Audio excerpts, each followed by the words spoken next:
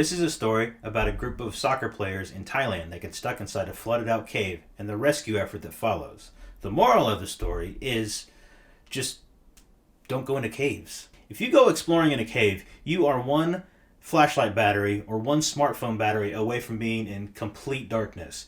And then you gotta walk around with all the twists and turns, and there's like stalactites growing out of the ground or stalagmites. I don't know. Doesn't matter. But I mean, that's the least of your concerns. There could be bears. There could be cougars, like mountain lions. I mean, there could also be like older single women and stuff. So just watch out. Just don't go in caves. Okay, that's all. That's all for today. Thanks. Like and subscribe. It's always a good feeling when you go into a movie with high expectations and the movie actually meets your expectations. It's an even better feeling when you go in with high expectations and it goes above and beyond that. But I think even better than that is when you go into a movie with no expectation whatsoever and it ends up just blowing your mind. That is the case with 13 Lives. This movie is on Amazon Prime, starring Viggo Mortensen and Colin Farrell. And just a quick side note, are they making a sequel to In Bruges? I saw this movie trailer for a Colin Farrell movie, and he had like the same accent as In Bruges, and also that ginger guy was in it. I hope they're making a sequel, or maybe a prequel to it. I don't know. Either way, that movie was awesome. There's 12 kids and their soccer coach. They're going to a friend's birthday party, but first they want to do some cave exploring. So they go into this cave, and then there's this huge flood. Now nobody can get a hold of any of these 13 people. It's a pretty straightforward story. It's just that rescue mission.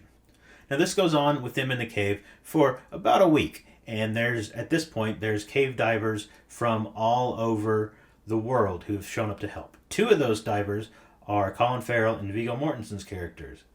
They end up going into the cave. They're the first people to find the 13 people. They find out that after about a week, they are all alive and they're stuck. So now they have to figure out a way to get them out. Now, scuba diving in a flooded out cave is incredibly dangerous. You can't take a novice and just put a mask and like a scuba tank on them and just have them follow you out. It's way more complicated than just diving in the open ocean. Now, there's a lot of twists and turns, not to mention the fact that you have to be underwater for large periods of time. And you have to maneuver through all these twists and turns with these large air tanks on your back. And they show this in the movie before they reach the 13 people, where someone is stuck in the cave. They're trying to rescue them, and the person ends up panicking and nearly killing themselves and the diver trying to rescue them. From a filmmaking perspective, the thing I would like to know the most is how they shot all of this underwater stuff. Did they actually go into caves and film it? Or did they, build a set that looks like an underwater cave? It doesn't look like CGI. I think they, really filmed it. It seems like, legit underwater stuff. Like, Aquaman. There's a nice little side story here with the farmers in the movie. Now, this is monsoon season. A lot of rain is coming down, and a lot of that water is going into the cave. Now, the officials that are trying to rescue the boys, they're trying to get the water out. They're trying to pump the water out, but it has to have someplace to go. The farmers nearby are farming rice, and they find out that if they flood their fields with water from the cave, it might give the boys more time, but it's going to wipe out their entire crop. So the farmers agree to have them flood the fields, and not only that, but they help build the pump system that's going to get the water out of the cave. Just a nice little people helping people story. So everybody's trying to get these 13 people out of the cave.